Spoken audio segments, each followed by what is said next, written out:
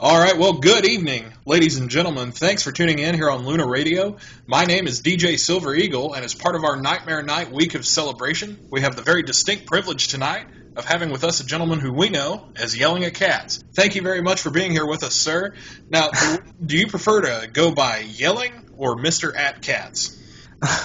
Well, you can call me what my last interviewer called me, Yelling at Cats, which I don't know where he got that from. Just, call me Kyle or Cats. The people listen to my music, they usually call me Kyle.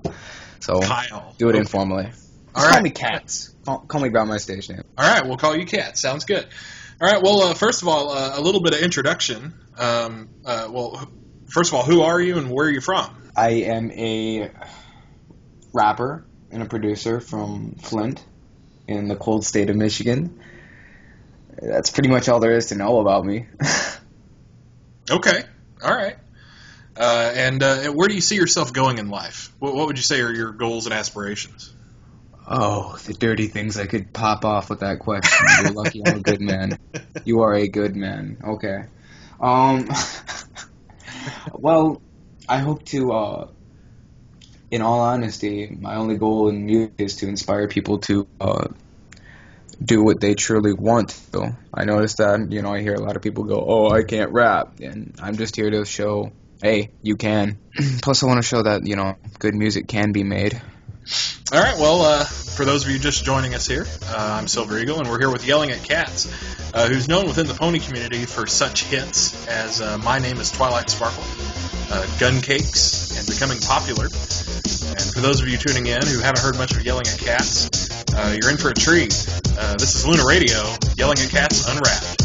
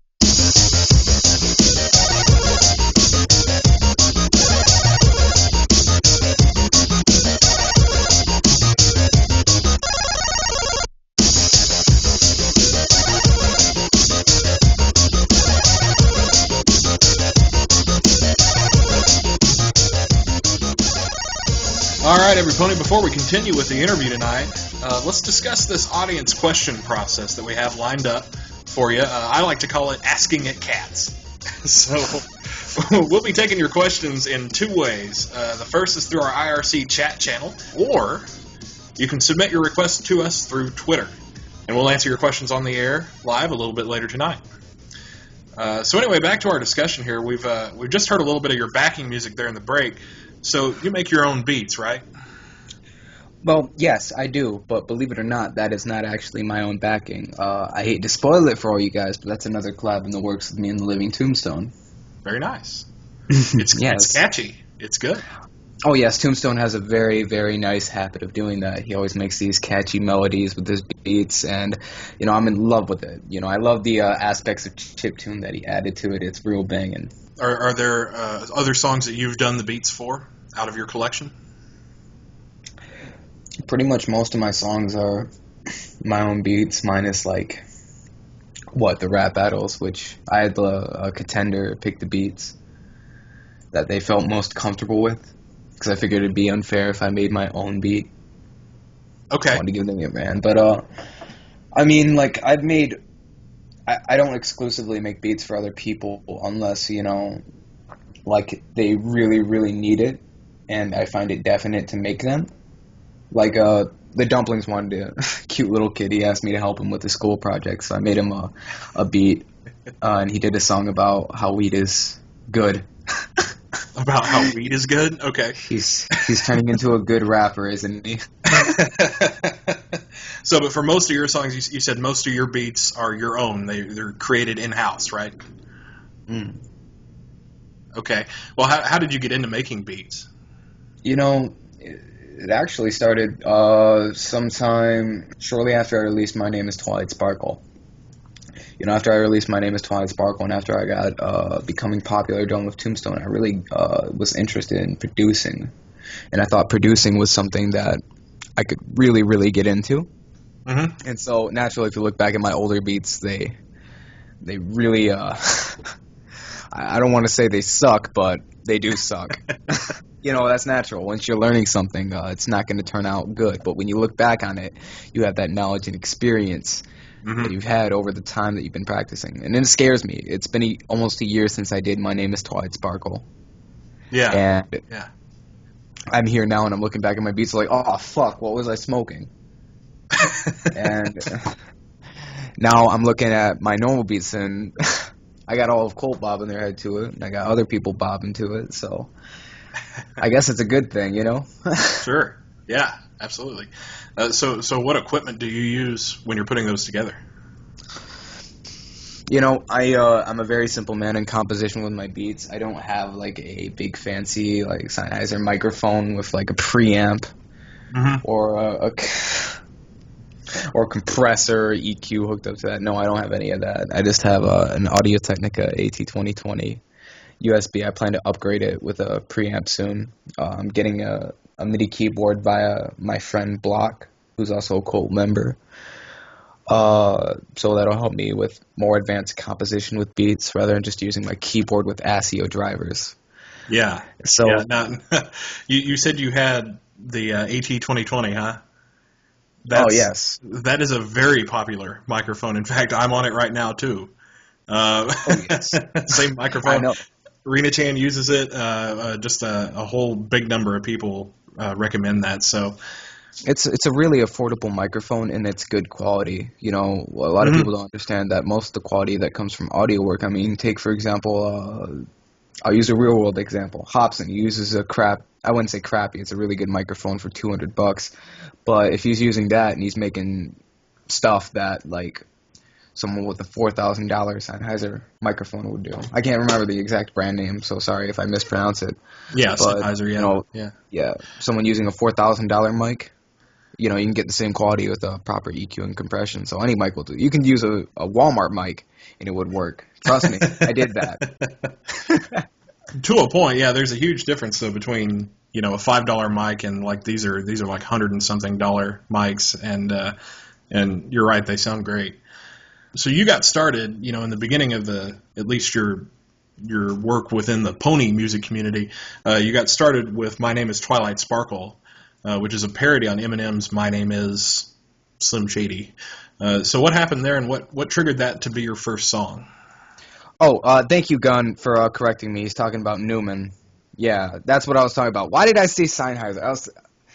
Never mind. Yeah, Newman's. They make microphones, Yeah, they make microphones, but they're not as good as Newman's. By far, no, they're not. Like, I gotta slap myself in the head for that one. My Name is Twilight Sparkle was very interesting. It was the first thing I did in this community. Albeit when I look back on it, I want to kick myself in the head because there's a lot of problems with it. But I was really interested in slam poetry, and then I saw this rapping come in, and I thought, hey, I might as well take a shot at this. So I asked for some help with my friend, Nine Cats. He spotted me $100, paid him back next day, and I got the microphone shipped to me. And it's just something that happened. When I think back to it, it's really hard to recollect exactly what I did, but I have very warm memories of me sitting at my desk going, to all the bronies that fuck. and pressing shift space just to re-record again. So I have very fond memories of doing all that. I guess what inspired me is because I've always liked making parodies. I don't do it anymore, although I do have a couple parodies lined up. I mean, they're fun to do. You can be funny or you can be serious with them, and I think a lot of people enjoyed it for that reason. Sure. Yeah. How long did it take you, from when you just got this kind of idea to do this song, to do all the recording and production, editing, and get it out like on YouTube? Well, as soon as I got my microphone in the mail. You were on it that day? Yeah. Yes, I actually prepared for it. I got a boom microphone stand. I got a pop filter right before I got the mic, the day before. Mm-hmm. So it's about 30 minutes to set up. I had to do a couple sound checks. And I got it all done within 6 hours. Naturally, I was still new. I get, if I do a song, I can get it done a lot quicker. Sure. But it took me a total of 6 hours from start to finish. Not too bad, really. I mean, for a, completed product. Was that the finished song was ready to go at the end of the 6 hours? Yeah, the finished song. It took about 5-6 days for the PMV to be made by Prosper58, which is why it's on his channel. Oh, okay. Yeah. And the reason why it's on his channel is I told him to put it on there because I wanted him to get the subs. Because he makes awesome PMVs, and he's a pretty cool guy. So I wanted to support him. And I didn't expect it to, support him that much. Well, it ended up being good publicity for you too. So, Oh yeah. Everybody won. So in general, this is not just with My Name is Twilight Sparkle, but in general, how much time do you say you spend planning, like just working out lyrics and rhyme and structure and meter, and how much time do you spend actually in front of a microphone recording? Like what percentage, what's the balance between those two? I do it at least every day. I don't take a break for a single day. I mean, there's at least like an hour or so in front of my microphone every day. That you're recording? Not just recording, but practicing. And, practice is everything in music. So I always held this belief that the more you practice, the better you'll get. And, you'll not believe how many times I had to practice My Name is Twilight Sparkle before I could record it in one take. So you did the whole thing in one take?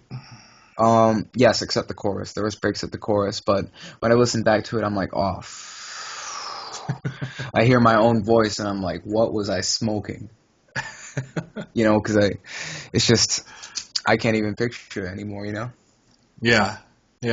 Now, when My Name is Twilight Sparkle kind of made it big online, how did you react when it became popular? When I first started seeing the view count go up, I was like, whoa, it got 5,000 views in one night. You go on EQD or something. I checked EQD and it wasn't on there. Someone recommended me that site. Yeah. And that's actually one of the first times I've really checked EQD back then. I never really cared for it, to be honest. And so... But it wasn't on EQD. It was not on... My popularity majorly came from Memebase. Oh, That is how it started. When I checked the next day, 30,000, 40,000 views as seen on Memebase. And I'm like, what the hell? And I see all these comments like, oh my god, this is awesome, bro. And I'm like, what the bro. Am I dreaming? Am I dreaming? And so I check EQD, still ain't on there. So I wait like 6 more hours, then I suddenly see it a front page of EQD. And so it was like really unexpected for me. But this is what really set me off in terms of like getting it really moving. My Name is Twilight Sparkle was, yes, a spark, but what really got me moving was the becoming popular collab with Tomb. And how that happened, if I may branch off for a moment, after My Name is Twilight Sparkle really boomed up, got about 60K views, Mike messaged me on YouTube, and I was surprised, because I heard so much about him. He's very endowed at what he does.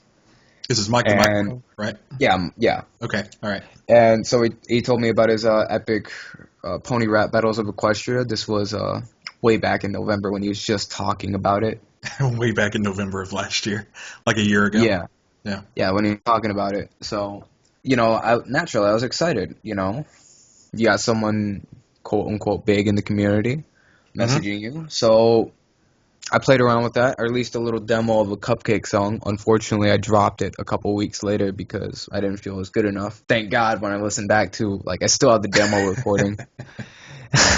But Mike actually really liked that, and he invited me to MLR, and that's how I met the Living Tombstone. Talked with him. He recorded his original Becoming Popular track, which, was Daniel Ingram's challenge. I said, dude, I'm going to rap on this. You watch. Give me an instrumental. I'm going to break it. So, you know what he did? He extended it. He doubled it. So, instead of 8 bars per verse, it was now 16. And that's how you got the famous, how to be popular, why do you ask? And, that naturally hit off too. So it seems like I came off to a good start. And I'm thankful for that because not many people do get that. I wouldn't say I'm as big as Jack Lapp, Mike, or even Lowell's, but, it's all about getting there. Sure. Yeah. Now, was Pony Music and these songs that you worked on, was this your first experience with widespread popularity? Yeah, it was. I'm going to be straight up. At first, I was very nervous about it because I didn't really know what to do. I mean, I had all these people messaging me, telling me, this stuff is cool. And, I never actually had that before. And now I got people messaging me, dude, can I join Cult? Can you collab with me? And no offense to them, but I get all that stuff all the time now, and sometimes I still sit here what am I supposed to do with this? Yeah. I mean, to ask someone to be prepared to be even something as minuscule as a little bit of e-fame, it's still something that you have to get used to. I mean, I'm not used to going to cons and people asking for autographs. I'm not used to performing in front of all these people, but I imagine eventually I'm going to have to get used to it. Yeah, at some point. So you mentioned that a little bit. You mentioned about the people coming to you about doing collabs. Would you say in general that tends to be the direction it went? That you had more people coming to you and saying, hey, collab with me, than you did reaching out to other people and saying, hey, I want to collab with you? The thing about collabs is that collaborations encourage teamwork. When you collab, you work with someone else on a song together, thick and thin, to the finish. And I don't know anything more intimate and related to music making than that. And I've had some of the first collabs ever, D-Notive and me did Don't Force It, which is a song about a brony that likes a pony a little too much. Not that way. But you catch my drift. I've had a lot of interesting collabs, and they were so much fun. That collab was electro funk mixed with rap, and I even played guitar on that, which felt really, really cool. Sure. But as for the other collabs, I'd say that if you ever want to get noticed in a community, or in general, collab with everything that moves. But don't underestimate yourself, because I made that mistake. And what I mean by that is, I'm not trying to, like I said, I'm not trying to sound conceited when I say this. The reason why I don't collab with most people now is because I'm not familiar with them. I would need to, get used to them. I would need to know what they would be able to accomplish on a track. And it's nothing personal. I mean, I'd rather collab with someone who is familiar with what they're doing rather than someone who is, just starting out. And I know that sounds cruel, but there's good reason for that, Not really. I mean, you just publicity. You just want to be aware of, and this is, I mean, you have plenty of opportunity to be conceited, with some of the other questions, but I think what you're talking about is just wanting a little bit of beforehand knowledge and familiarity, so it's just a trust thing, between you and that other artist. Yeah, exactly. I mean, people keep asking for collabs about me and Lowell's or me and Mike. Me and Lowell's have been talking about a collab that we're probably going to do, which I know a lot of people it's going to blow a lot of people away. Oh my God, yelling at cats. But, I bring the lulz, obsolete 2.0 or something. But the thing about it is, all these collab requests, like, I understand that people are new musicians or people want me to collab with a specific person, but I probably wouldn't do that because I don't know them. Like, I don't know Mike. Like, I would know, like, for example, Mike Cutie Mark is a gun who's in chat and spying on me. I mean, there has to be, if you're going to collab with someone, there needs to be an intimate connection. So you understand and you're more comfortable with working each other. I hate collabs that I have to do when I don't even know them on a first name basis. Like, oh, your name's DJ Vinyl Scratch. Okay. And I'm just left with that. Like, So, kind of a strange question, but on that note, do you feel like your collabs, that the work you've done in conjunction with other people, is your best work, or do you feel like you perform better solo? No, that's in terms of subjective sense. In your own opinion, sure. Yeah, it's anyone's opinion. I have people telling me the shit I do with aviators. Oh, pardon the French. Yeah. Meow. Okay. I have people telling me that the collabs I did with aviators, like Never Back Down, stuff like that, is my best work. I have people telling me What Went Wrong is my best work. I have people telling me Gun Cakes is my best work. It's all a matter of perspective. It's all a matter of the individual's taste in music. I imagine that the people who like, for example, Never Back Down, like it because it's motivational. The people who like What Went Wrong and the demo I put up of me and Guns collab that's coming out in the Broluminati album, they like it because it's more in your face. I mean, different flips for different people. Sure. But when you listen to it, is there a style that you think you do better in, like between like even those two? The whole point about being a musician, especially a vocalist, is you need to be able to adapt to pretty much any environment that can be thrown at you. Like, for example, I remember when I couldn't rap on dubstep, and I'm talking about like a 144 BPM, which is like boop boop boop boop boop boop boop, like that kind of stuff. And now I can. So I'd say that a collab is music in itself. The only good thing is it's two people coming together and making beautiful music. The thing about, any music in general, whether it's collab or not, it's artist progression. No matter what you see, hopefully after that song, the artist will improve. Yeah. Now you also have a collab that you worked on it's somewhat less known, and I think, though, it's a classic in its own right. It was with Taps, and it's called My Best Friend, and it's a song about you're my penis and you're my best friend. Can you tell us about what inspired this? Actually, that's... Oh, man. We found this, I'm caught. My hands up, man. We found this about 30 minutes before we got on the air. Take my money, don't blackmail me. And we're going to show it to everybody. Yeah, it's going to be... Oh, boy. What inspired that? That was actually Taps messaged me one day. He was talking with Yap Lap, and he wanted to do a song about his penis. And I'm like, okay. So he asked me if I wanted in on it. I'm like, okay. So he records this chorus, and I just go, you ever have a friend that was oh so close? And I just rap on it, and we got that done in like one day.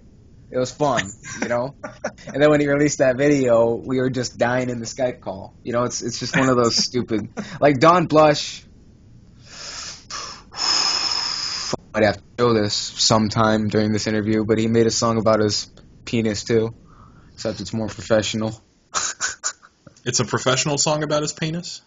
Yes. Okay. It's like an acapella, and it's like so marvelous. There's a lot of puns you could do on acapella with a song about penis. It's kind of say Uh, so, but what this, and the reason I brought this up, besides just, blackmail and extortion, is the "You're My Penis and You're My Best Friend."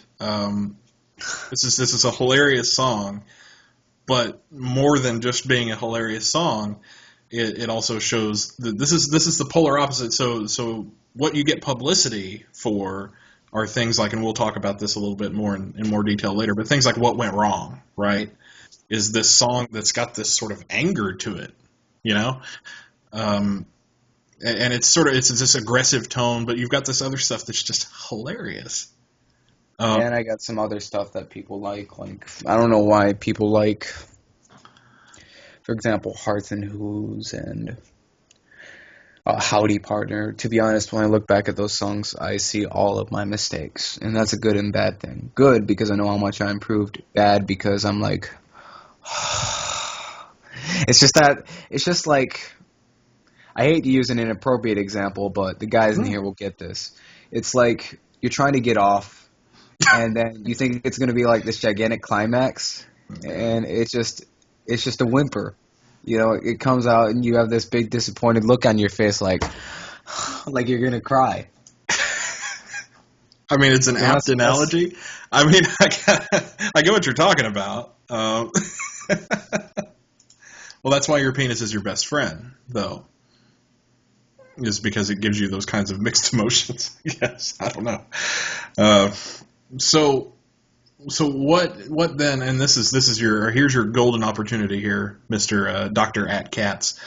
Your golden opportunity to stroke your own ego here. What's your opinion of your own music?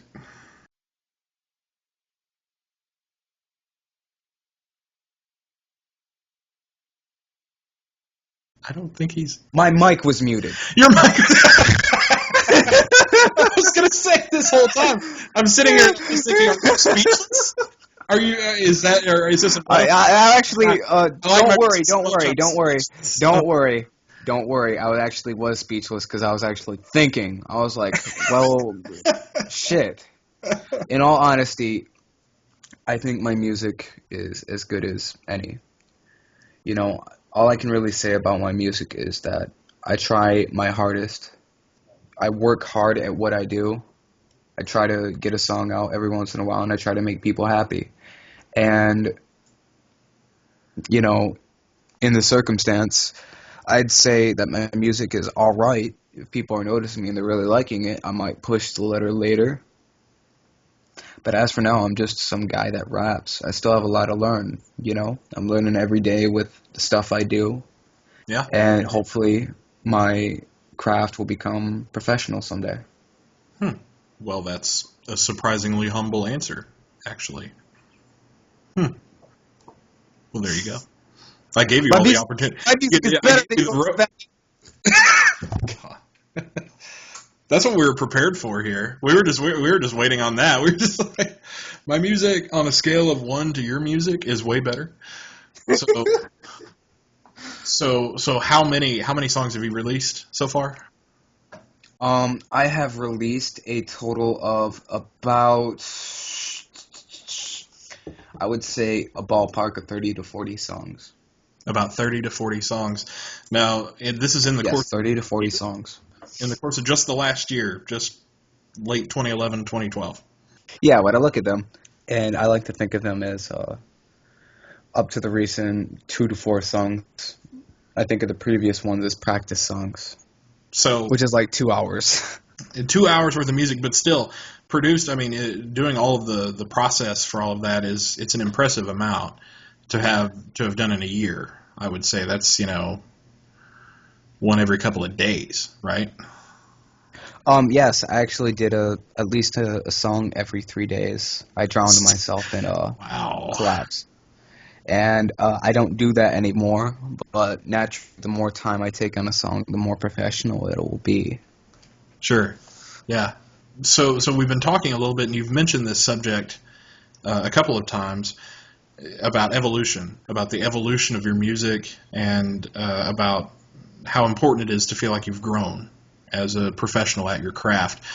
can you just describe what's your, and just talking specifically about like your lyrics, how would you say your lyrics from back then have evolved into what they are now? Well, that's actually a really good question.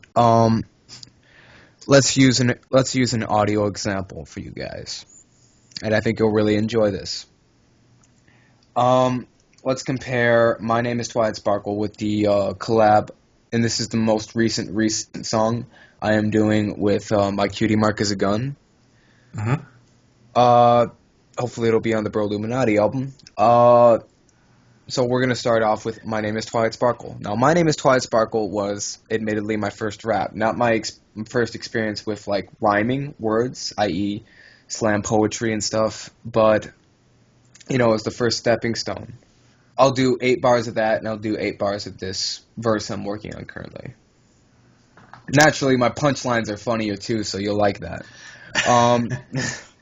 If I remember the lyrics correctly, it's been a year. 2 other bronies that I'd like to mention, never mind, just give me your attention. I'm a diligent hip-hopper straight from Canterlot. I love to rap, the beat gets me off. Okay, I was once known as MC Twilight.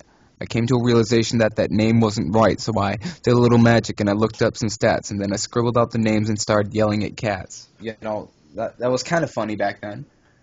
Yeah, words. But, you know, when I look back on that, I'm like, wow.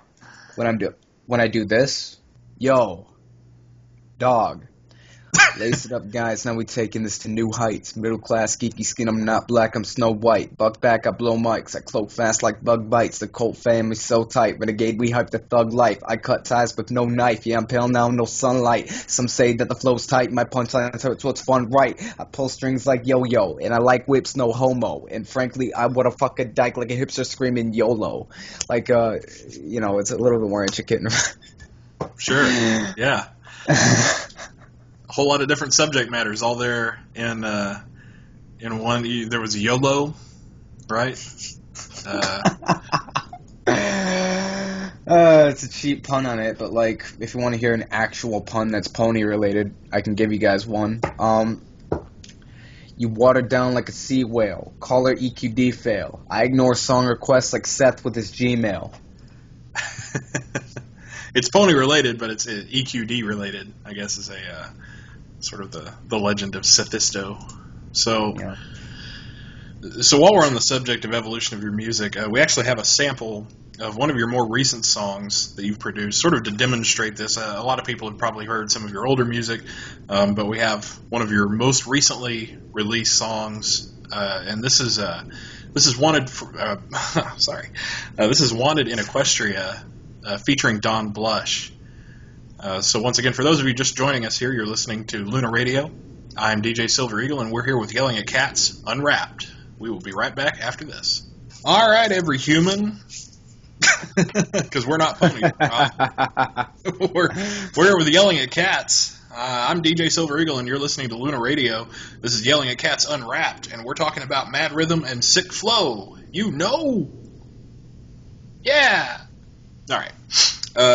Earlier in the interview, we talked about Yelling at Cats as a brony musician in the brony music scene and so forth. So let's continue this discussion here. So let's talk about rap battles. So the last time you had a rap battle, it was with Pipsqueak, a.k.a. the Dumplings. Oh, and, boy. And it was pretty intense. So when you do your rap battles, is this all tongue-in-cheek, these things you hurl at them? Are these tongue-in-cheek, or do you really mean it at some level? Or the thing about rap battles is it's not tongue-in-cheek. I got no problems with, like, Pipsqueak or, you know, Scriber. So it is. Or anyone I've rap battled. It's all a joke. You know, if I do have a problem, I wouldn't rap battle them. You know, if I had a problem with someone, the last thing I'd do is rap battle, because that's just cheesy. It's all about laying it down on a track, man. You know, you will not believe how many people don't read the description for these videos. Like, I still get comments. Do you seriously have a problem with the Dumplings? Do you have a problem with Mike? Because I name dropped Mike a little in really early stuff. Mm-hmm. And people always would never read the description. It got so bad that I actually had to put like parts in the description where I say I'm not being serious when I say that. But people still jump the bandwagon. Sure. So speaking of rap battles, so we're talking about rap battles, and so the thing that we were talking about here before we got cut off a little bit is that as you say in your own descriptions, everything there is tongue in cheek. You don't really have any bad blood against these people because otherwise you wouldn't be collaborating with them. It's sort of the old thing that they say about being in being in grade school, right? Like if they really didn't like you, they just wouldn't talk to you. The fact that they make fun of you means they kind of like you a little bit. So this is in keeping with that. So, but speaking of rap battles, we haven't heard a lot about ones coming up. So what's in the works? I don't know, man. Do you guys want me to spoil that for you? It's with the dumplings. It's a rematch with the dumplings. Oh, yes, it is. And it's going to be a really, really, really fun experiment. Because I'm sure the dumplings has improved. I've improved. So it's going to be a billion times better than what the previous rap battles were. And the difference between, like Epic Pony rap battles of Equestria and the rap battles I do is these are two actual rappers. And we use everything against each other. And that's what I want to make these battles for now. Cool. Well, now we know. So when is this? Is this in the works? Like you're planning this, or is this like coming out like tomorrow? Only time will tell. I still got to talk with Pipsqueak about I call him Pipsqueak. I still got to talk with him about getting his verses down. We're in the works of making the beat, and we'll be getting that out hopefully this month. It'll be pony related naturally. Naturally, yeah. So speaking of pony related, but also another project that you're doing, let's take a minute and let's talk about Colt. All right. I know you're very passionate about this subject of Colt. I know you like to talk about it because you're a big fan of this bunch, right? There's been a lot of buzz about this out in the community, but a lot of us don't really know the structure of Colt. We don't know who's in it, who all's in it, what you're working on. So tell us a little bit about this project in general. I would call Colt kind of like a collective, and that's what makes it broadly different from the other groups out in this fandom, like Acoustic, Brony, and We Are 2010 and all that. Mm-hmm. What makes it so different is that it's a collective, and we all help each other as much as we can. We're not just there to collab. We're there to be with each other's. And I sound like I was Italian. We're here to be with you. Oh, God. But Colt is basically this collective. And what I mean by collective is that you can kind of call it a pseudo-group. I originally started it with the mindset that we'd be able to help other people get to where they wanted to go and bring, real rap to this community and hopefully extend outwards into the normal community. And what Colt is we're trying to do that. Mm-hmm. And, now what do I mean by real rap? I mean like traditional rap and hip hop. I noticed that a lot of the rap here is done on electronic-esque beats. It's very electronic. And that kind of separates me a little because I rarely do electronic beats nowadays. Mm-hmm. I just pop off some traditional stuff now. And we haven't really had a lot of that in this fandom. So I think that's why Colt, and like I said, I'm not trying to sound cocky when I say this, it has a very high chance of success if we pull it off right. Because you have all these musicians and these vocalists coming together with different backgrounds and different mindsets and different skill sets, different genres working together for one purpose. Yeah. How did you find these people? How did these people find you? Like, what's the process of? Because I know a lot of people probably, want the inside scoop on it. If it's a party. I knew these people personally. Rhyme Flow, IB, Gun, Jack, all of them, and it just made sense that I personally invited them to join because I was this is what I was talking about earlier, like for collabs. I was very, very familiar with what they did. I was very good friends with them. I knew that they would accomplish great things in it, in a very collaborative background. And that's why I invited them. I'm happy with the roster for Colt. Because we're all friends. We all bullshit in the Colt Skype talking about like the album, what we're going to be doing. And, it's a really fun experience because it's a lot funner to work in a group setting than on, lone wolf. Sure. So we talked about this a little bit. We talked about Colt. We had an interview a few weeks ago with Automatic Jack, another member of the Colt Squadron, and he talked about you guys are working on a new album, but we actually have a little bit more information about that now. In the intervening weeks, we've had an update. This is an album, and it's called the Broluminati. And I love the album cover on this, by the way. It's sort of the Angels and Demons, where they have the word that looks the same way facing up or down. I don't know what the official term is for that. But it's like one of those like Illuminati type. Yeah. Anyway, but this album is based on the pony community's hierarchy, and it also has non-pony music in it. Is that right? Yes, it does. So this is set to release January 6th, 2013, right? Yes. Tell us about it.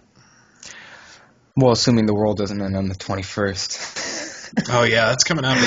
Yeah. I'm just joking. I don't believe that shit. But, yes, right. The album is set to release, hopefully, by January 6th, 2013. And basically what we want to focus the album on is, we call it Broluminati, and I hate to spoil some track titles. I won't spoil the songs themselves, but we have an actual track called the Broluminati that we're going to be putting on it, kind of like some Wu-Tang stuff where everyone's rapping on it. We have an idea for a song called Beating a Dead Horse. Intoler Hate. Stuff like that. Intoler Hate? Okay, all right. And it's a really interesting concept because not many people talk about it. I'm probably gonna go like a Immortal Technique on this. I'm gonna talk about how I was a pre-listener and how my mind got corrupted by the Brone Illuminati.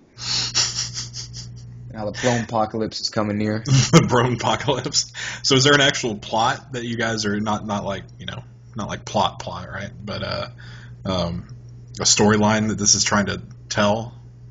Maybe. That's to be seen. Oh, okay. I like that idea. All right. The element of mystery to it then. Okay. So it's all kind of a sneak peek thing, right? So it's all a little bit under wraps to help preserve some of the element of surprise there. But that will be dropping January 6th of next year, provided that the world doesn't end immediately on the 21st of December. So you cheeky bastard. You think I did not hear that punchline? You think I did not hear that play on words? It's under wraps. Wraps. Get it? Wraps. Hippity. I saw that. I'm glad you saw that. It's under wraps. Some of the best puns are the unintentional ones. You could be a rapper. You just rhyme that. You could be yo, some of the best puns are the unintentional ones. Yo. I'm fly like a Pegasi. It's true. So this is a question about me then. All right, so this next question. So there are a lot of other brony rappers out on the scene right now, including, of course, me, obviously, because of my I'm practically oozing talent out of all of my pores here. Um, uh, so, what's your opinion on the sort of flood of brony rappers out on the scene, and the increasing prominence of this out in the wild? I look at people who are just starting out, whether they're a rapper in this fandom or not. I don't look at them as brony rappers. I don't look at anyone as a brony musician. I look at them as a musician. And based on that context, I could give you should be proud of me. I caught myself. I could give a flying feather. Nice. On how they label their music. I could care less. It's their music. It's what they want to do. They want to make a song about cupcakes. If they want to make a song about beating their wife, let them. As long as they ain't actually beating their wife. Okay. I mean, I guess what I'm trying to say here is I look at them like I look at myself back then. Sure. I see the mistakes they make. And I reminisce about the mistake. I used to make the same mistakes. And I go, I remember when I used to do that. And I try to help them out as much as I can, because that's something I never had when I came out in this community. Or even when I started, I never had anyone to help me learn how to rap, help me learn how to make a beat. I had to do all of that stuff on my own. I had to learn most of music theory on my own. I had to learn everything. And, that's not fun. No. Most of the time you want to be out there, busting the 6 syllables, But unfortunately, most of my time was spent learning, and I still learn every day. And that does come with promise. I mean, if you look back 6 months, the shit I do then doesn't compare to the stuff I'm doing now. So, obviously, there's improvement with this dedication and practice. I guess what I'm trying to say is, I like what they do. I want to see more of it, but I also want to see them do something different. And what I mean by different, I mean something that, takes me off my feet. It knocks me back. I want the competition. I love competition. Because if there wasn't any competition, what would I be? Just one guy circle jerking over a couple of fans? No, I want there to be diversity in this spectrum of music. I like it when people say, Cats and Mike are rivals, even though we're not. It's still at a tenure competition. Mm-hmm. And it motivates me to get better. It motivates them to get better. It basically, it sets this standard of where you would need to be recognized. And like I said, I started with nothing. And the least thing I'm trying to give back is offering a helping hand to aspiring starting point vocalists. Yeah. Yes, I want to give them a opportunity to learn. They don't have to take it. They can go lone wolf. But the stuff that I do, I'm open for anyone to ask. It's just, I got to know you first. Sure. For example, frequently I pop in Buffalo. Buffalo's a Skype chat. It's an institute for learning music. He started up, he calls it his institute or something. And Versal and all these other people are in there. And, I try to help them out. I learn some stuff from them. They learn some stuff from me. That's it. It's all a learning process. So I wish them the best in their endeavors. Hopefully, we meet. We cross paths. But until then, get off of my lawn. So, do you have any rappers in the pony community in particular that you would consider contemporaries to yourself? Now, this one is a really, really, really, really tough question, and I'm going to explain why. If I were to say someone was a contemporary to myself, that would mean that there is a bar currently set in this community subjective to myself. And naturally, this bar is objective to natural opinion. People say Mike's better than me. People say I'm better than Mike. That's just a prime example of what I usually hear and what's probably thrown out right now. And frankly, I don't really care for who's better. I would have to say, if I were to have a contemporary, it'd be anyone who's willing to take that extra step. And what I mean by extra step, I mean coming to me, presenting me with shit that I've never seen before, and just blowing me away. Like, for example, let me use a prime example that Gun will co-sign. Our latest member, Rhymeflow, he joined about a month or two back. He was introduced by Gun with this absolutely delicious rap. Delicious. And it was very delicious. It was very delicious. It even got me to hop on it. I liked it so much I wanted to hop on it. He pulled that shit off like I'm in the breeze floating like a leaf, like like he just had this like it was smooth. It was smooth as hell. And Gun did some awesome work sampling Pinkie Pie Swear. Or sorry, not Pinkie Pie Swear, I can't remember what sample he used. It was either Pinkie Pie Swear or Not a Clever Pony. It was magic. Get it? Ah. That's how I would call them contemporaries to myself. I'm not saying I'm that good. I'm still learning. I can't really answer that, to be honest. Okay. I mean, I don't see any contemporaries to myself. I wish there were.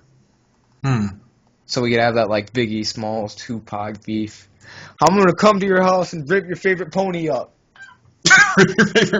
Didn't they both die? Yeah, like Gun always jokes about me and Mike being like the Biggie and Tupac. He said I'm gonna end up getting shot and be like the most famous brony in existence. People You're gonna will be buying my albums for decades. You're gonna be like knocked unconscious by a plushie or something. Oh like my God. that's the pony equivalent of this. Is like someone comes up and assaults you with one of those vinyls from Hot Topic. Like, Oh yeah. let's talk about your performances. So this is kind of in the news here lately. Is you were over at Canterlot Gardens, right? Yes. And you were on stage, and you were at the bar. Okay. And you were wearing cat ears, a cat tail, cat eye contacts, and then at this particular event you had a cane. So what's up with this whole image, and what inspires it? It originally started as a joke between me and a couple of other friends. They suggested ludicrous ways for me to perform. And, they suggested something cat-related, considering my name is Yelling at Cats, and I thought that to be ironic. Yep. So it traditionally started with me making the cat tail and cat ears. And it seemed like an okay gimmick. I know it's kind of weird, but all artists, I believe, have their own stage presence, and I think that adds to the stage presence because it's ridiculous, yes, but it adds this sense of informality that I'm easily connected with the audience. As for the contacts, that's actually recent, and that's Hobson inspired because Hobson is a huge influence for me. So I wanted to, it's sort of like paying homage. Mm-hmm. So and when I think about all of these sort of on-stage image things, I think about, and you may not like their music, but I think about like Deadmau5.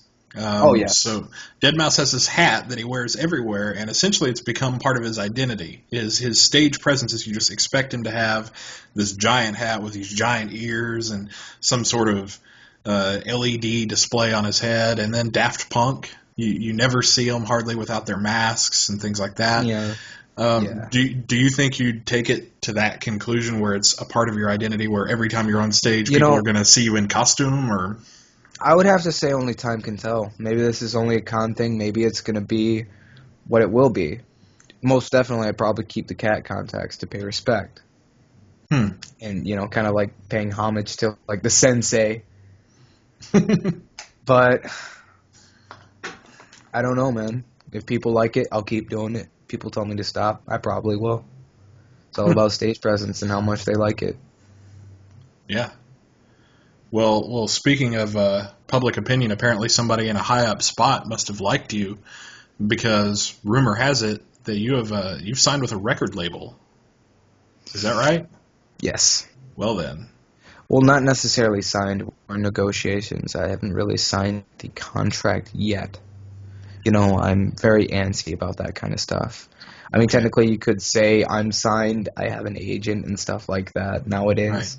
Right. But as for the label, no, I'm not signed yet. I was Hmm. actually talking with some cult members about that a couple weeks back, and I decided to have a lawyer look over the contract before I decide any funny business. Because once I do, they own my ass. Right. Yeah. That seems safe. Yeah. I don't think that's. You can take your time on that kind of stuff, especially to Yeah. avoid. I've heard a lot of horror stories about that. New people who really wanted to make it big quickly, signing their lives away effectively. Um, yeah. No, that makes sense. But it is something on your radar, and this is something that is. This is one of your aspirations, is to broaden your horizons, so to speak, out to the. My whole intention with if I did make it big would be to support. Uh, I don't need a lot of the money. I just would like a nice place to live, maybe a nice car. I don't Yeah, need a mansion or stuff like that, assuming I got paid that much. sure. I would. I'm not trying to sound like a zealot or anything, but I would most likely. I donate a lot of money to, charities, because I'm all for helping people. Hmm. I would, create a lot of music recreation centers, but that's just like a pipe dream for now, Right. It's like Yeah, what yeah, I yeah. would do if I was at that level. And Well, I can imagine it's probably not unpleasant for you to talk about. I mean, you seem to already have something in mind for it, so yeah, that kind of it's keeps you not going. unpleasant for me. It's not unpleasant for me because I'm stating what I do with the money. Every time like I sell a song, I don't go and buy booze with it. It Right. helps me with my music. Well, I'm sure The that support helps that you your. give me. It helps me go to cons. It helps me get new equipment. It helps me make my songs overall better. Yeah. And I'm really happy that people are willing to support me. Hmm. Uh, my family has been very supportive of what I do, as of colleagues of mine in real life. So the money back I would like to give to them is to support them as well as they supported me. So, I would imagine that's probably something that listeners like to hear, too, is to know that, the persona can belie the person underneath it sometimes, is the idea of, we associate rap in general with sort of this, getting bitches, you know, Yeah. smoking the chronic type stuff. But you would actually, you would be a philanthropist. You you have a greater goal in mind, and I think that I think that speaks to your character. So that's it's a good thing for us to hear, even if it is just sort of a what I would do aspiration type thing. It's still better than, well, I'd buy a Gulfstream and I would fly around and buy an island, and then after I had the island, then I'd say I'm the voice of a generation. From now on. Oh boy. I see what you did there. Yeah, it's true. I'm gonna let you finish, but um, so has the public has the non-pony public had a chance to hear yelling at cats? Yes and no. Uh, my song "Sick Kittens" was actually played at a local radio station recently for No. upcoming artists out in my area, Hmm. and that's actually what caught the attention of this label. Oh, that's cool. And That's very cool. recently I found out it got on Rap Genius too, which is like a rap encyclopedia, and I'm like, oh, that's cool. I mean, at Yeah. least I know I'm doing the right thing. I'm going somewhere. And Rap Genius, you have to be verified to like submit lyrics, so it's pretty Hmm. cool. So, I mean, yes, the non-public has heard the non-pony public has heard my music, but majority of it is bronies. Although I don't know, I'd like to see a change in that someday. Sure. Maybe someday recent. Hmm. I'd like for bronies to sit back and listen to my normal music. I mean, I talked about that actually before. I mean, I'm here for the music. I'm not here for pony or non-pony. Sure. Sure. So do you feel like when you if you spread out a little bit and become more mainstream, so to speak, do you feel like you would want to keep your same pattern that you have, where you're just in the music and recording every day and just pumping out new stuff at this sort of dizzying rate? Would you essentially keep your process that you have for the pony music and just expand it, or would you change it? Do you think it would change altogether? I would expand on it, to be honest. I mean, so Archie has made a similar transition to what you're talking about. He's made this transition from pony-specific music, where he essentially became well-known in this sort of niche market.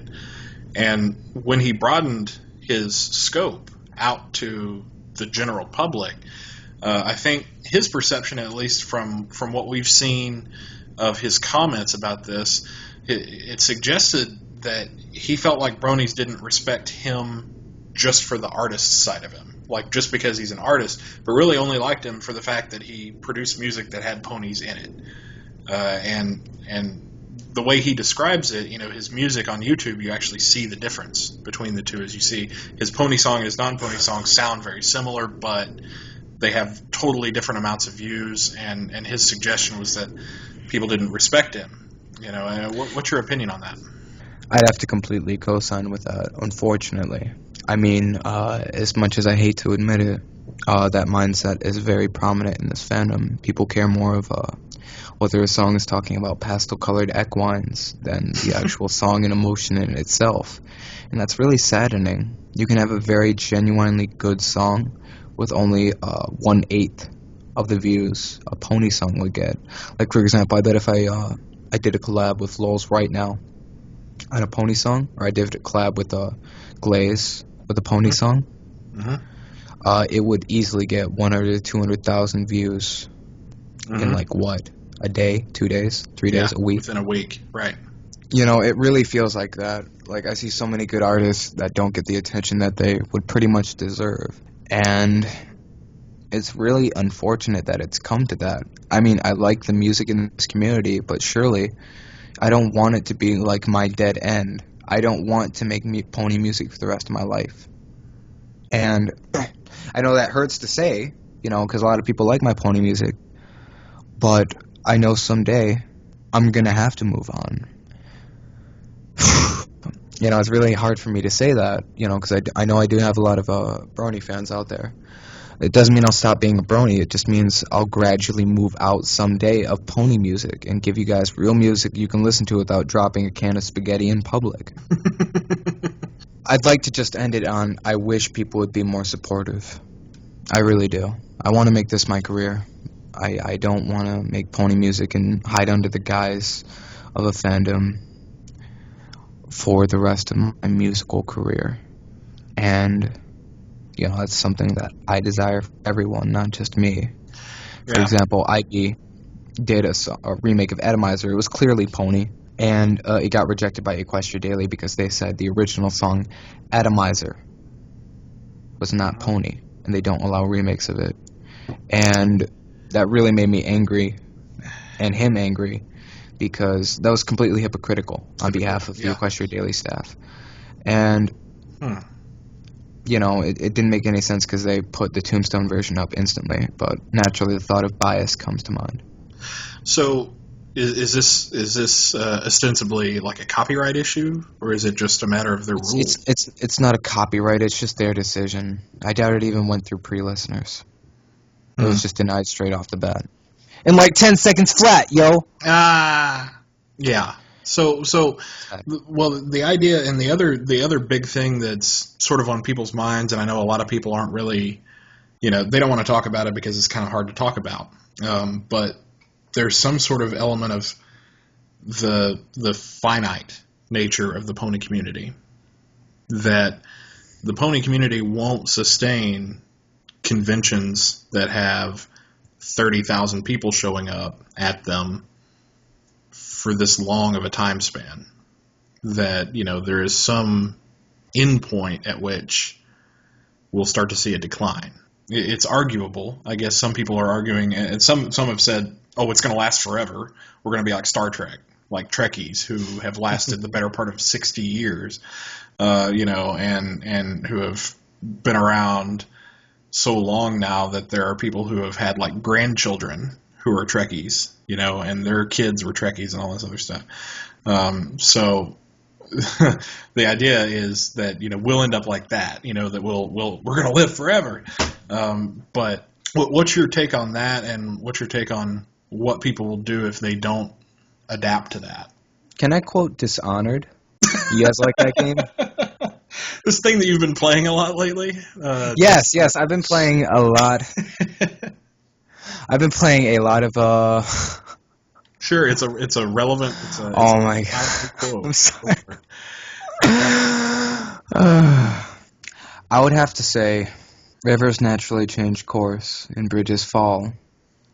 So naturally, this fandom will eventually crumble. But that shouldn't be something that we should be angry about or upset. We should be happy that we experienced it. We should be happy that we were enabled to be involved in such an awesome community for such a long period, making it last as long as it could, doing all the amazing things that we could have. We can't keep it going forever, because if we keep it going forever, when does the magic stop happening? I hate to make a horrible pun. But when the magic of the show will wear off. Mm-hmm. We'll grow up. And that's the point of life. So my opinion on those people is it's best to become content with that, because like the music in this fandom, the show is only going to last so long, and you need to get used to that. It's just a natural part of life. Yeah. So I guess we need a segue. We need to switch topics because this is a bummer. So let's talk a little bit. Let's get back to talking about your musical production and that process, because there are some things that we just have to talk about because we are on the radio after all, and this is we play a lot of your music here. So you're starting to produce music though in album form. Yes. So is this kind of a new thing for you instead of just producing these one-off tracks? Is this some of your first experience with album production? Well, the first way I did it is I produced all the offhand tracks, released them on YouTube, then made the album. I bundled them all into an album. Right. Which was what I was originally planning to do anyways. Mm-hmm. This one's different. A couple of songs are going to trickle out here and there to fill the gap until the album's release. I'll also do some offhand songs and collabs with other people to keep the music flowing. So it's not like you're going to be missing out on any music from me at all. It's just we're all working on an album. We're trying to get it done. When you're working on an album, though, there's some expectation that an album should be sort of a predictable length, and we're talking about the premise of, fitting on a CD, essentially. Yes. And trying to fit on just, a specific number of tracks that's, within like 80 minutes long or roughly, the standard for that. Do you feel compelled to adhere to that standard, or do you feel like you should just kind of freeform it? The average album is around 10 to 20 songs. Mm-hmm. So we're going to be around that ballpark. So I'd estimate the song would be approximately about an hour and a half, maybe 2. We're planning to do I don't want to spoil an actual number. I can only give you an estimate. Yeah. Between 10 and 20, at least expect that. Okay. But it's still based around that idea of being like an album, like a CD Yes. length album. Yes, actually, we plan to sell it at Las Pegasus. Oh, sweet. CD form, hopefully. Cool. Yeah, because Las Pegasus is coming up right after the release, right? It's in February. Yes. Yes. Now, will you be there? Yes. I'll actually be performing. Hey. And shooting first music video there. Oh, you're actually going to be, you're filming there too. Oh, ooh. Yes. You're going to get a lot of... cinematographer's going to be there. Sweet. You're going to get a lot of groupies wanting to be in your music video. You got to have, people randomly in the background, freaking out, screaming stuff. Yeah, I'm going to have a bunch of neckbeards in the background. Why AC? YAC. I'm just joking. Like, I don't think of it for the groupies. I just think of it as an art form, Sure. I want to skip back, and we cannot, in our official interview here with you, because we said we were going to talk about it, so we have to. What do you feel, because we're speaking about your performances, we're talking about cons that you've gone to. I'm sure you're obviously well aware of the controversy that surrounds you. And this, in particular, I guess the biggest thing that most of us have heard of and that would make us interested in this particular subject matter, because the drama, some people just tune it out. But a lot of people have paid attention to this one specific thing, and it has to do with your song, What Went Wrong. Mm-hmm. And this song has a reference to a DeviantArt member, and it led to a petition to actually have you banned from everything, practically banned from breathing. It was a very kind of sweepingly, we think that you will assault us, that you'll harm us if you show up at this con with us, and we don't think that you're worth being up on stage, and this very scathing critique of a lot of elements of you. What do you have to say about that? I mean, what's your opinion on it? I find it funny how people can, complain about, like I hear this a lot. You're getting so mad over a fictional pony. And, how I'm sending death threats towards someone. An internet handle. I'm not name-dropping Yumino. I'm not doing any of that. The whole premise about what went wrong, like I said, it surprised me that there was not a petition banning me from every con for Magic Kindergarten or for Nightmare. In fact, people encouraged me to come and perform those songs there, which is completely beyond my belief. But the moment I name-drop someone like Yumino, a name handle, everyone gets up in arms saying I'm transphobic, I'm homophobic, I'm racist, which I don't know where that came from. And, they try to correlate the first verse when I say murder, that's sounding good, rest in the casket, plastic wood. That verse is not related to Yumino. That's basically saying, if I were to explain it, I wrote the song from the perspective of Derpy, right? Mm-hmm. And when that particular section of the verse comes up, that's her emotions towards these people who did that stuff to her. It's not directly speaking to Yumino or anyone personally. And, the fact that people try to relate that, saying I'm sending her death threats, especially for the choking bit. Rap is very, out there. You make ridiculous ways of, insulting someone. I'll give you an example. I could give you two examples. One, Tyler, the Creator, talking about Bruno Mars. I want to stab him in his goddamn esophagus. It's grim dark, but it's funny because it's so out there. For example, and it's so medically accurate too. That's the yeah. I want to stab him in his trachea, and that's like me saying, because the whole point is being ridiculous. It's saying a punchline that hits hard and it's funny. For example, when I see these fucking rappers speak with bitches on their cell phones, I want to pile drive a truck door into the elbow. The whole thought of me taking a truck door and pile driving it onto them is just ridiculous. Mm-hmm. That's why it's funny. So if you wouldn't take that line seriously, why take the Yumino line seriously? When they're both in the same context, a song. What, you're gonna say, oh, I want to take these other rappers on their cell phones. Well, Eminem uses a cell phone. He's dissing Eminem. Let's ban him for all. That's what they're basically doing. Ban him from everything. So, well, let's give some people a little context here. I think we have some. It would help to understand the background behind who Yumino is. Yumino apparently was one of the driving forces behind the removal of Derpy Hooves from the show. Is that right? Yes. Yes, one of the outspoken critics of it. And to understand the narrative there, then, this would be Derpy Hooves herself saying to someone who's trying to undo her, right? So this is someone who's trying to say that she's terrible and that she shouldn't have been in the show. And Well, think of it like this: the whole song I have all of these lines of rhymes, and Yumino is only brought up in the last 8 bars. The last 8 bars, she is not mentioned nor name dropped. She's just something that makes the last verse punch harder because it made it a little bit more serious. It's more serious to like directly call out someone. Mm-hmm.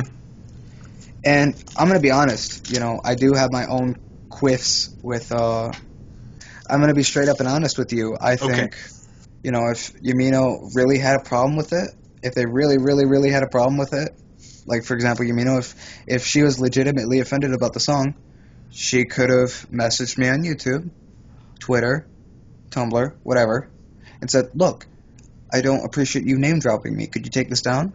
You know what I would have done? I would have taken that song down, I would have modified the lyrics, and I would have apologized. Because I only do this for fun. I don't intentionally diss someone like that. If I intentionally diss someone, you could tell if it was legit. And, but she didn't do that. She chose not to. And instead she chose to, whine about it, say I don't support LGTB movements, LGBT. which I'm a heavy I'm a heavy supporter of LGBT, So I can't understand why, she tries to call me out on that.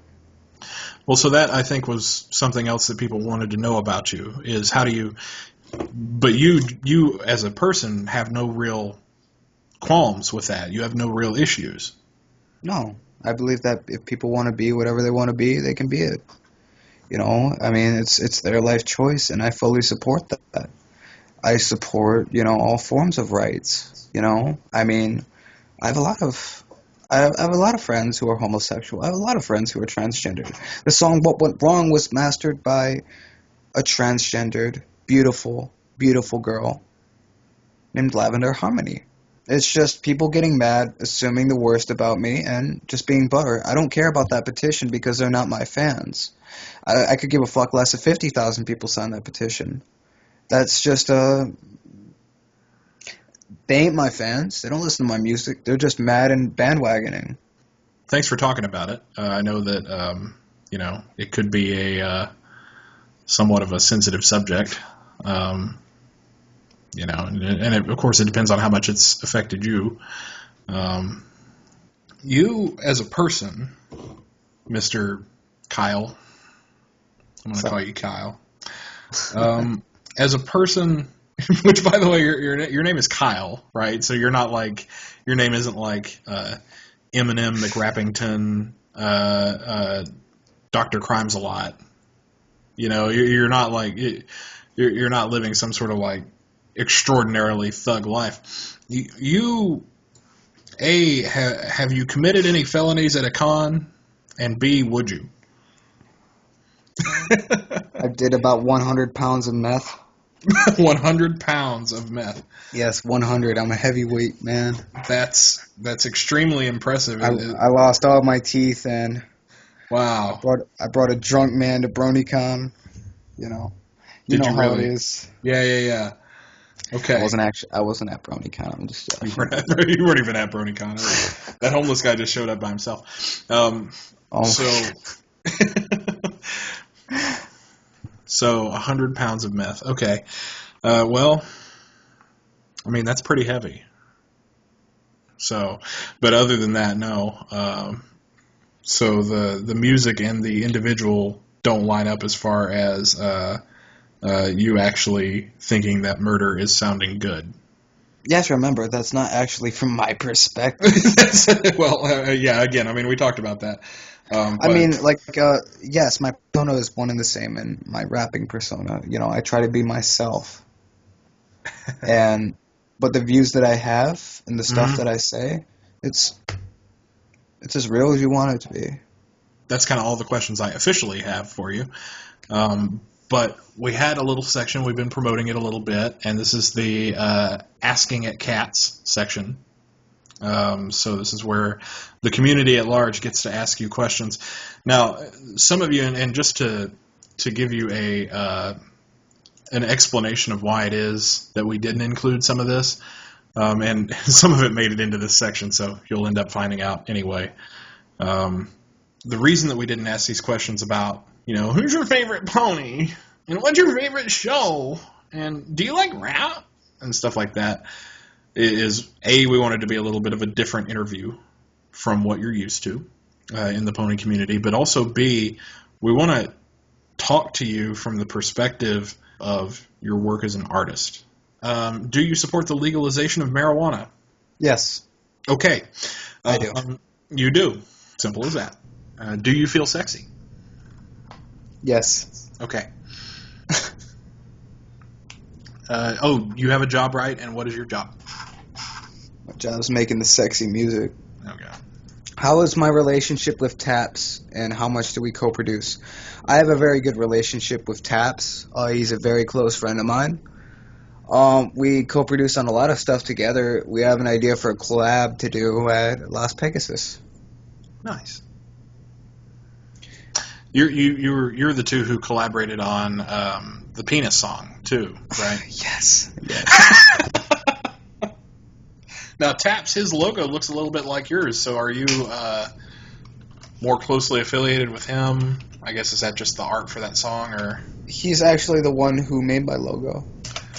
Oh, so that's hence the similarity then. Okay. Yeah. You notice that when we have our logos put together in a certain way, they go perfectly together. Yeah. That's why. Is that like you as people? This is a metaphor? Yeah. You as people go perfectly well together in a certain way? Mm-hmm. Nice. Look at you, natural philosopher. I know. I like that. You and Taps get along okay. You're besties. And Yeah, we're besties. Woo. woo. Yay. What inspired you to rap? What inspired me to rap? Mm-hmm. I originally started with slam poetry, and I just got into it. It's as simple as that. What instruments do I play? I play piano, guitar, and violin. Kyle, in your opinion, what do you think is the best song you've done so far?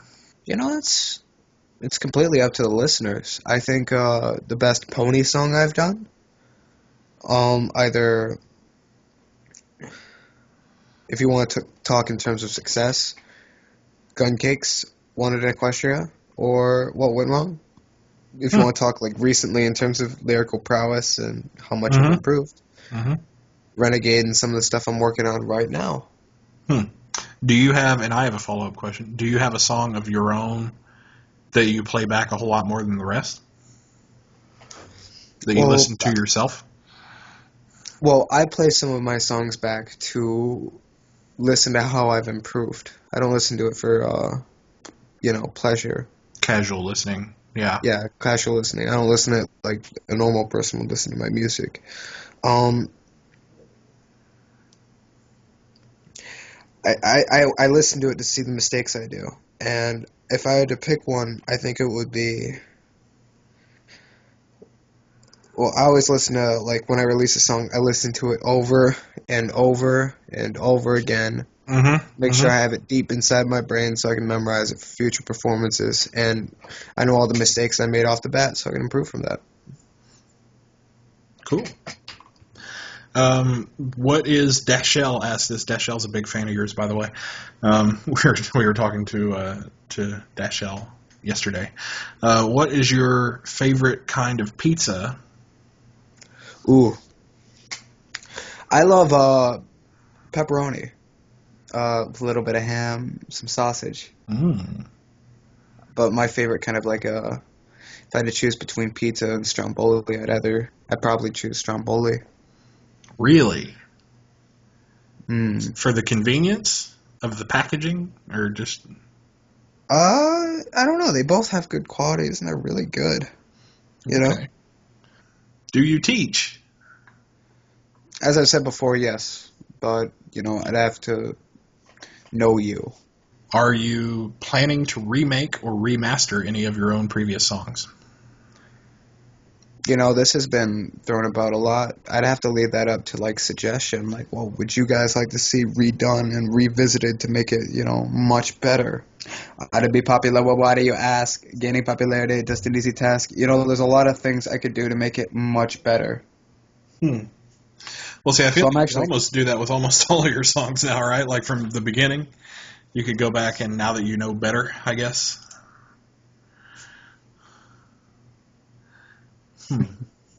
What is your favorite video game series and or platform? my favorite platform is PC. I'm a really big fan of the Battlefield series. I'm a big fan of the Assassin's Creed series. I have a lot of favorite series, man. I recently got into Dishonored. I hope they make a sequel. If not, I'm perfectly fine. That's the only game I can say. I'm perfectly fine with the ending. I don't mind not having a sequel. I play a bit of Fallout. I like a lot of games. Oh, How did I get my name? I got my name, because it was nonsensical. When you hear the name Yelling at Cats, you automatically recognize. You recognize it. And yes, Gun, that's what I'm talking about. I'd love to do an acoustic remake of Becoming Popular. Would I consider myself a good rapper? I don't know. That's up for you guys. Do I live in Cleveland? No. Flint, Michigan. Why the fuck would I live in Cleveland? I don't want a death threat. I'd rather run down the streets. I'd rather run down the streets of, butt naked down Detroit than go to Cleveland. wow. Do I ever get shampoo in my penis and feel the wrath of God while peeing afterwards? No, and I hope I never do. That sounds painful. It really does. How do you feel about Snoop Dogg changing to Snoop Lion? He changed it? Yeah, okay. Yeah, he did. It's Snoop Lion now instead of Snoop Dogg. No way. No way. That actually happened, yes. What? What? When did this happen? I don't know, a couple of months ago, right? That's fucking stupid. Man. That's like me naming myself Little Cat. You could call yourself Yelling at Lions. You could do that. Have I ever bragged? What's there to brag about in this community? Oh, hey, guys. I'm a pony rapper, man. Can I get some pussy? Can I get some dick, please? Please, man. I'll make you a song. I'll shout you out my next song, yo. What am I supposed to do with this internet popularity? It's nothing to brag about. I mean, to the other pony people, maybe. Can I get some dick, please? So, random question. Do you like anime? I do. I like watching it. I have no problem with watching it. I'm not weeaboo about it. Actually, 俺は日本語を話すことはできますよ. Oh my god. I speak Jap. What did you just say? All right. Biggie or Tupac, choose. I like them both. I don't like supporting that feud. I think it's stupid. Music is music. Same like people say, oh, Mike or Cats. You don't have to choose. This ain't like a competition. It ain't like a tug of war. So when you play games, would you be open to playing games with your fans? Yeah, I play a lot of online games with fans. I actually own a Steam group where I make frequent announcements. I haven't made an announcement in a while because it's been a little inactive and I've been working. But, I play games with fans whenever they want to. If they're having to play, like, the same game. Like, I play a lot of Battlefield 3. If you guys have that, hit me up anytime and I'll be down to play that. How many times have you watched seasons 1 and 2 of My Little Pony? Twice. First time I was just watching it casually. Second time I actually really watched it. But it was cool. All the way through? Like you just did marathons or what? I did marathons and shit. the seasons aren't that long. You could finish an entire season in one night. It's true. Yeah, you could. They're only half-hour increments. So, do you play Minecraft? Yes, but only with friends. Not like friends. I'm just like only if I have someone to play it with. It's not fun playing it on your own. Yeah, single player, lonely mode. Yeah. Do you have a favorite episode of My Little Pony? Man, it's like Celestial radio interview all over again, man. My God. There's no. We said this is a section where we get to ask these questions. So. Yeah, I'm just joshing. My favorite pony episode is. My favorite episodes are Hearts and Hooves and Lesson Zero. Have you ever thought of trying different genres of music? I am, actually. I knew the answer ahead of time, actually. But, yeah. I'm doing some electro. I'm doing some house. And I'm actually doing some singing, too. Oh, what's your favorite soda? My favorite soda, I would have to say, I like Coke and Sprite. Okay. All right. But if you're talking like favorite drinks, give me a Monster if you ever see me, and I'll be your best buddy. This one time I saw a guy do 4 marijuanas. Say something sexy. Okay. Meow. How Can I far- say Appaloosa? Appaloosa! Welcome to Catsaloosa! Cat's a loosa. The cat is a loosa. All right. Can I shove my fist in my... Let me check. Oh. Uh-huh. Oh. Uh-huh. I can. Have you Don't ever... get any ideas, silly boys. How big is my dick? Too big for you, baby. Oh, God. Am I planning any new collabs? Of course.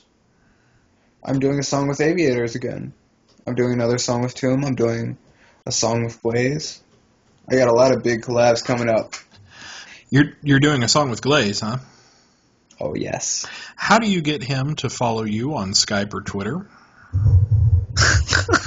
Because I have been completely and totally unable You're to really do it. asking me? I'm asking you, put in a good word. Just say, hey, my buddy SilverEagle, We just talk. We talk sometimes. He's like very quiet. I'm also doing a collab with Simgratina. Simgratina? No. All right. Go over there and tell them and be like, hey, Luna Radio thinks you're cool. Yo, this is Yelling at Cats, and you're listening to Luna Radio. Now listen to the damn music. Fuck. God. Listen to the damn music.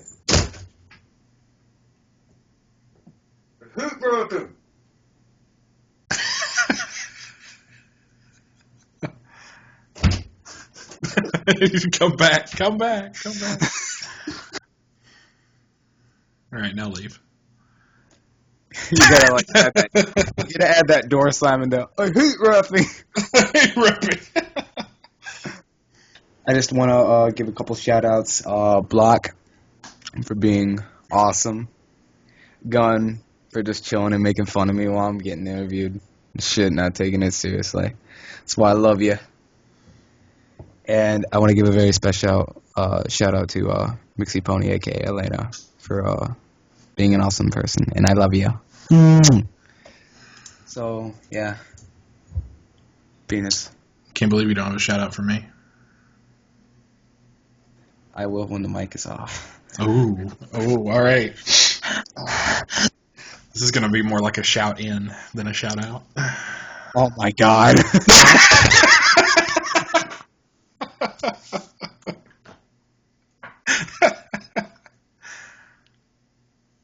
Well, every pony. Once again, a very special thank you to Mr. Yelling at Cats for joining us this evening. I've been your host, DJ SilverEagle, and this has been Yelling at Cats Unwrapped.